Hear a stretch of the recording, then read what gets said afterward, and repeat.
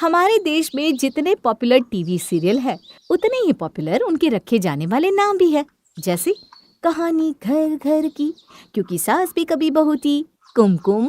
इन नामों से लोगों को पता चलता है कि जब आप ग्रहों के हिसाब से नाम रखते हैं तो कितना फायदा होता है। इसी रीत को फॉलो करता आया है हमारा कक्कड़ परिवार। सॉरी, कक्कड़ कक्कड़ यानी कि एक एक्स्ट्रा क लगाकर। अरे माँ, जल्दी नाश्ता लगाओ, बहुत भूख लगी है। हाँ हाँ, अभी लगाती हूँ।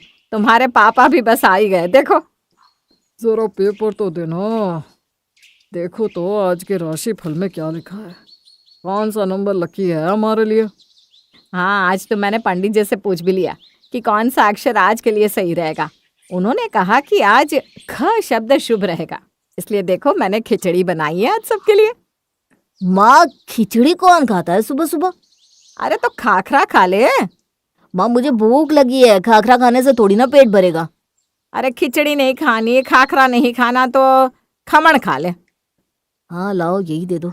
खिचड़ी से अच्छा यही खमण है। लेकिन आज ना तुझे पूरा दिन ख से बना हुआ खाना ही खाना है, समझा? अरे माँ, अब ख से खाना कहाँ ढूंढता फिरूंगा मैं।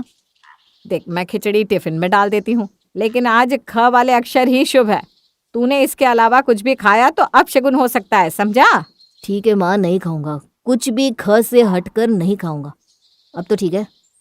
और सुन, आज का लकी नंबर 8 है, तो याद रखना कोई भी पेमेंट करे तो 8 नंबर वाला ही करना, और किसी का फ़ोन भी तभी उठाना जब उसमें 8 हो। किसी दिन ना आप दोनों मेरा बिजनेस बंद करवा के रहोगे। अरे इन सब चीज़ों की वजह से ही तो तेरा बिजनेस इतना कामयाब हो रहा है। हाँ, मेहनत और टैलेंट नाम की तो कोई चीज होती ही कहाँ है इस दुनिया में, है ना? अरे मेहनत और टैलेंट भी तभी काम करता है जब किस्मत साथ देती है, और किस्मत इन सब चीज़ों से ही बनती है बेटा। आप दोनों से बहस में कौन जीत सकता है? मैं ऑफिस के लिए निकल रहा हूँ। अरे बेटा, टिफिन तो लेता जा। हमारा कक्कड़ परिवार न्यूमरोलॉजी में काफी विश्वास करता था, क्योंकि उन्हें लगता था कि इन सब चीजों की वजह से ही उनकी इतनी तरक्की हो पाई है। और अब विश्वास हो गया तो उस विश्वास को तोड़ना इतना आसान तो था नहीं। लेकिन क्या आकाश की पत्नी इन सब चीजों में विश्वास कर पाएगी? अरे आज मानसी के घर से फोन आया था।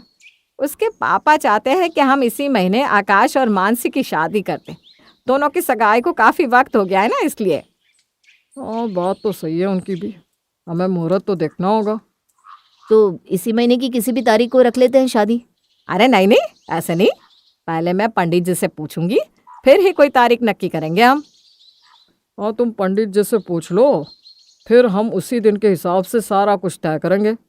अरे माँ, दिव्या के घर पे उनके विदेश से मेहमान आए हुए हैं, इसलिए वो कह रहे हैं कि इसी महीने करते हैं शादी, क्योंकि बाद में वो लोग आ नहीं पाएंगे। अरे पर इस चक्कर में गलत तारीख को शादी कर दी तो अपशगुन हो जाएगा।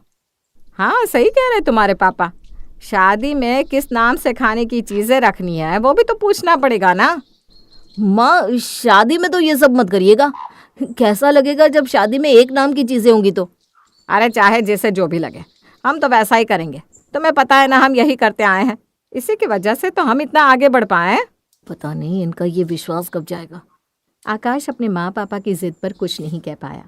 मुहूर्त भी इसी महीने की 20 तारीख का निकला था, और खाने का अक्षर निकला था प। प मतलब पाव भाजी, पनीर की सब्जी, पानी पूरी, पिज्जा, ये सारी चीजें रखी गई जो मेहमानों को पसंद आई। देखा, हमने कहा था ना सबको शादी में मजा आएगा। हमारा विश्वास कभी खाली नहीं जाता। हाँ हाँ, देख लिया और मान भी लिया। मानसी बहू, अब तुम भी इस घर की सदस्य हो। तुम्हें भी इसी तरह घर की परंपरा को आगे बढ़ाते रहना है। कैसी परंपरा मम्मी जी? इस घर में हर दिन वार के हिसाब से शुभ अक्षर पे ही खाना बनता है। जैसे आज सोमवार है तो आज केवल च अक्षर से ही खाना बनेगा।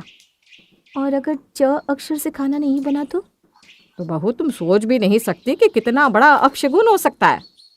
ऐसा पहले कभी हुआ है क्या?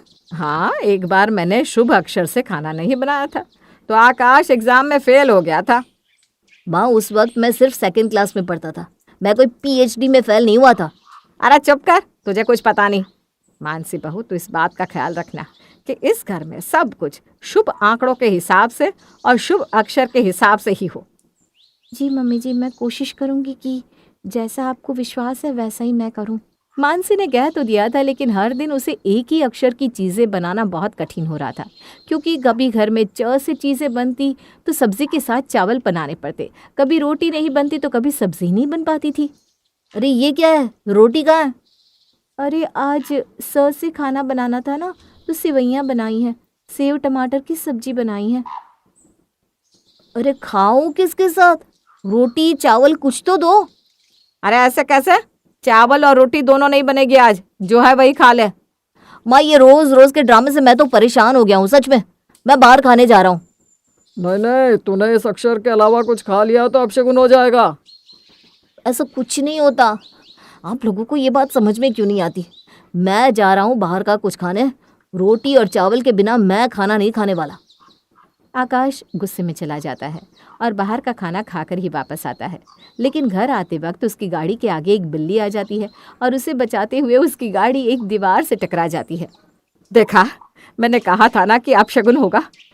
देख, लग गई ना चोट। अरे माँ थोड़ी सी चोट लगी है बस सर पे, और कुछ नहीं हुआ। तुम ये सोचो कि बहुत बड़ा भी तो कुछ हो सकता था, लेकिन नहीं हुआ ना। हमने कहा था कि ये सब मत कर, अब देख इसका ही नतीजा है। माँ जी सही कह रही है, अब तो मुझे भी लगता है कि हमें ये सब विश्वास करना चाहिए। मानसी तुम तो ऐसी बातें मत करो। तुम तो पढ़ी लिखी हो, तुमने दुनिया देखी है। तुम्हें इन सब में पढ़ने की कोई ज़रूरत नहीं है। लेकिन आपकी आज अलग खाना खाने की वजह से ही तो ये सब हुआ ना, फिर मैं ये कैसे बात न मानूं? अब मैं आप लोगों को कैसे समझाऊं यार, ऐसा कुछ नहीं होता। माँ आपको याद है जब बचपन में मेरे 7वीं क्लास में अच्छे नंबर आए थे?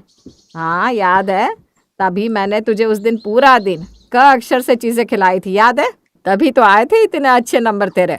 नहीं, उस दिन मैंने बाहर जाकर गुलाब जामुन और मैगी खाई थी दोस्तों के साथ, लेकिन आपको बताया नहीं था। फिर भी मेरे अच्छे नंबर आए ना। लेकिन तेरी कंपनी की कामयाबी भी तो इसी से ही है ना। नहीं पापा, आज तक आपने जो भी आंकड़े बताए उसका मैंने कभी कोई यूज़ नहीं किया।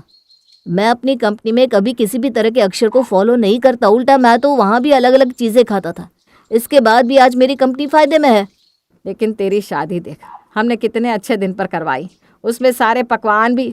प अक्षर से मैंने ही कहा था पंडित जी को कहने के लिए, ताकि मैं अलग अलग चीज़ें रखवा सकूं अपनी शादी में। और तारीख भी मैंने ही डिसाइड की थी। अब आप कहिए, हुआ क्या कुछ बुरा? अरे पर ये सब। माँ जब जब जो बुरा होना होता है वो होकर ही रहता है। हमारे इन सब अंधविश्वास में पड़ने से कुछ नहीं होता। आज आप मानसी को ये विश्वास दिलवा रही हो, कल को मेरे बच्चे भी इन सब में ही पढ़कर रह जाएंगे। उनके मन में मेहनत करने की बजाय अंधविश्वासी बातें घर कर जाएंगी। आज मैंने अपनी मेहनत से ये सारा बिजनेस खड़ा किया है। मैं नहीं चाहता कि आप इसका श्रेय इन सब चीज़ों को दें। कावेरी, आकाश बिल्कुल सही कह रहा है। हमने हमेशा ही आकाश को इन सब चीज़ों में विश्वास करने को कहा, क्योंकि हम इनमें विश्वास करते हैं। लेकिन आकाश ने ये साबित कर दिया कि मेहनत और आपका टैलेंट सच्चा हो तो आपकी किस्मत हमेशा ही आपका साथ देती है। हाँ, आप सही कह रहे हैं मानसी बहू, आज के बाद हमारे घर में सारी चीज़ें बनेंगी, चावल रोटी सब्जी सब कुछ। ठीक है? ठीक है माँ जी। वैसे आज स से चीज़ें बनानी है तो सेव की मिठाई ले आऊँ मम्मी जी?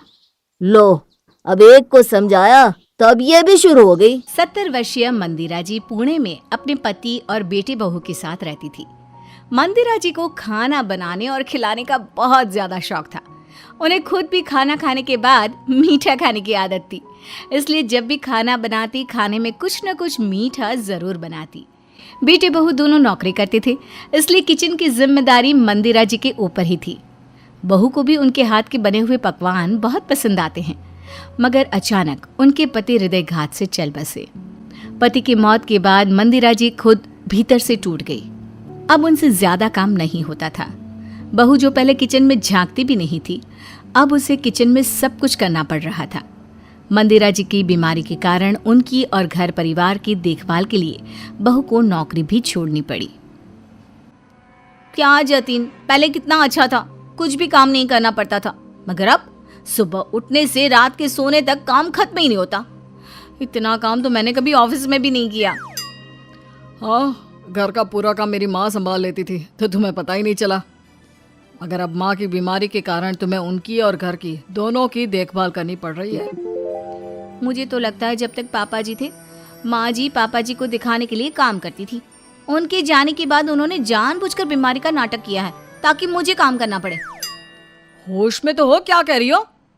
वो मेरी माँ है, मैं उनके बारे में ऐसी कोई बात नहीं सुन सकता।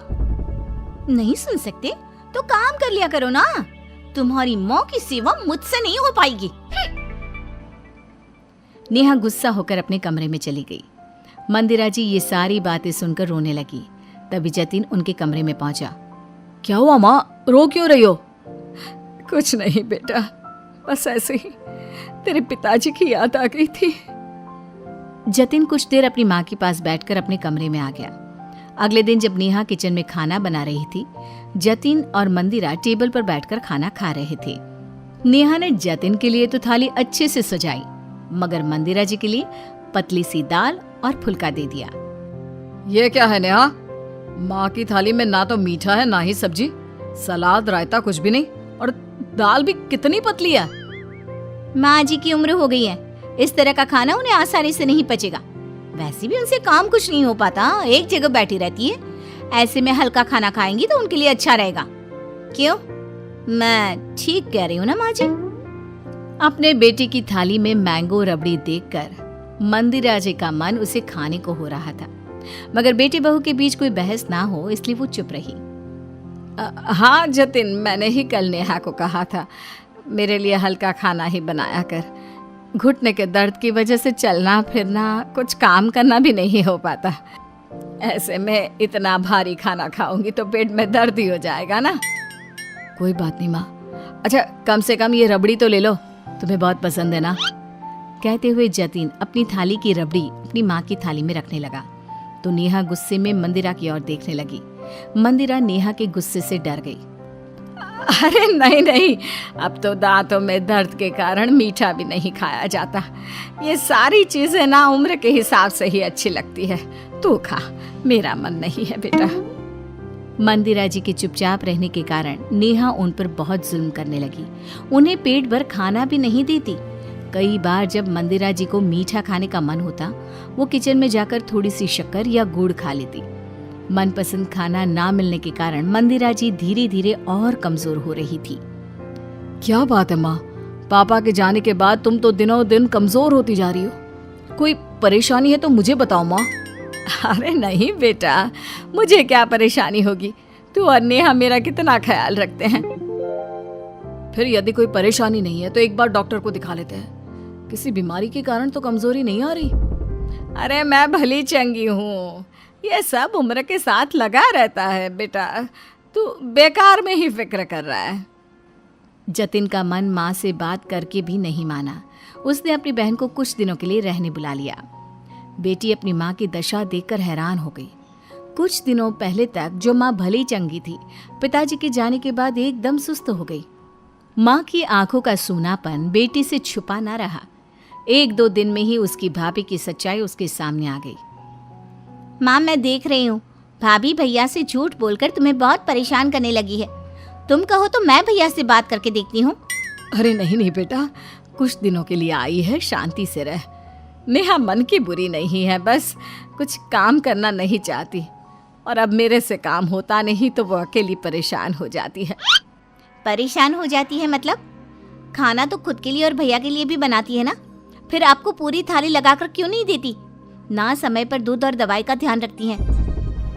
1-2 दिन तो बेटी ने खुद से अपनी माँ की थाली लगाकर उसे पेट भर खाना खिलाया, मगर 1-2 दिन बाद ही नेहा ने उसका हाथ पकड़कर उसे ये करने के लिए मना कर दिया। देखो दीदी, इतनी महंगाई में ये घी चुपड़ी रोटी, इतने तेल मसाले की सब्जी हम माँ को नहीं दे पाएंगे। हमारे बजट के लिए और उनकी सेहत के लिए यही अच्छा है कि वो सादा खाना खाए। रही बात मीठे की, तो यहाँ हमें खड़े होकर दोनों टाइम रोटी बनाने में आफत आ जाती है। रोज मीठा कौन बनाएगा? माँ को यदि मीठा खाने का ज्यादा ही शौक है तो गुड़ खा लिया करें। भाभी की बात सुनकर बेटी के मन को बहुत बुरा लगा। माँ के मना करने के कारण वो भाई से कुछ भी नहीं कह सकती थी। माँ, मुझसे आपकी इस तरह की हालत नहीं देखी जाती। आप भाभी को कुछ नहीं कह सकती तो आप मेरे साथ मेरे घर चलिए, मैं आपका अच्छी तरह से ध्यान रखूंगी। बेटा, मेरी हालत देखकर परेशान मत हो। हमारे समाज में माँ बेटी के घर नहीं रह सकती। तू तो बस अपनी सास की अच्छे से सेवा कर, मुझे लगेगा कि मेरी परवरिश सही है। बेटी अपनी माँ की हालत देखकर परेशान हो रही थी, मगर फिर भी वो अपना मायका छोड़कर ससुराल आ गई। नेहा अभी भी कई बार मंदिरा जी को पेट भर खाना नहीं देती, उनकी दवाएं, दूध, फल आदि का भी ध्यान नहीं रखती। कुछ दिनों के बाद मंदिरा जी भी स्वर्ग सिधार गई। बहन अपने भाई का दुख हल्का करने के लिए मायके आकर रहने लगी। नेहा अब सब रिश्तेदारों को दिखाने के लिए रोज़ाना माँ की पसंद का भोजन बनाती। उनकी पसंद की मिठाई, खीर, पूरी, हलवा सब कुछ उसने 12 दिनों के अंदर बनाया। दीदी बता दीजिए, कोई कमी तो नहीं है ना? हम नहीं चाहते कि माँ की आत्मा बिना संतुष्ट हुए यहाँ से जाए। हमने सुना है मरने वाले की पसंद का खाना बनाकर भोग लगाया जाए तो उसकी आत्मा को संतुष्टि मिलती है और वो परिवार को आशीर्वाद देती है। सभी रिश्तेदार नेहा की बहुत बड़ाई कर रहे थे कि भगवान सबको ऐसी बहू दे। भाभी जी ने पिछले जन्म में कोई बहुत अच्छे कर्म किए होंगे, तभी नेहा जैसी बहू उन्हें मिली। आजकल के बच्चे तो जिंदा माँ बाप को नहीं पूछते, और ये अपनी सास के मरने के बाद भी उनकी पसंद नापसंद का ध्यान रख रही है। मगर नेहा कुछ नहीं बोली, खामोश रही। 13वीं के दिन भी ब्राह्मण भोजन के समय नेहा सभी ब्राह्मण को बहुत मनुहार से खाना खिला रही थी। अरे पंडित जी, आपने तो कुछ मीठा लिया ही नहीं। हमारी सास को मीठा बहुत पसंद था, प्लीज गुलाब जामुन और थोड़ी खीर लीजिए ना। आप यहाँ खाएंगे तो स्वर्ग में हमारी सास को ये सब कुछ मिलेगा। जतिन, आप भी पंडित जी को रायता और कचौरी परोसो ना। आज माँ जी ब्राह्मण के रूप में हमारे घर भोजन करने आई हैं, इन्हें पूरी तरह से संतुष्ट करो। जतिन, जो बेचारा अपनी बीवी की हरकतों से अनजान था, उसके कहने पर पंडित जी को खाना पिरस रहा था। पंडित जी दोनों पति पत्नी को आशीर्वाद देने लगे। दीदी, आप भी आकर आशीर्वाद ले लीजिए। बेटी ने आकर पंडित जी को प्रणाम किया और अपनी भाभी से कहा, माँ तो आपको जीते जी भी आशीर्वाद दे ही देती, उसके लिए उनके मरने का दिन ही क्यों चुना? और वैसे भाभी, आप ये जो माँ की पसंद का खाना सबको खिला रही हो ना, इससे सिर्फ इनका पेट भर रहा है, मेरी माँ के दिल का दर्द नहीं, जो उनके जीते जी आपने उन्हें भूखा तड़पा कर तिल तिल के लिए रोते हुए छोड़ कर दिया था। ये कहकर बेटी वहाँ से चली जाती है। इसके बाद सब लोग जो अभी तक बहू की तारीफें कर रहे थे, उसे भला बुरा बोलने लगते हैं और वहाँ से चले जाते हैं। और जतिन अपनी बीवी का सच जानकर हैरान वहीं खड़ा रह जाता है।